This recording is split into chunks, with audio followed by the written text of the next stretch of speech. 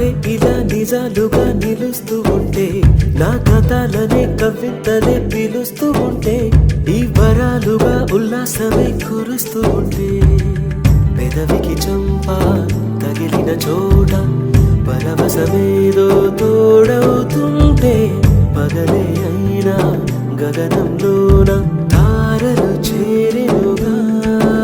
నిజంగా నేనేనా ఇలా నీ జతలో ఉన్నా, ఇదంతా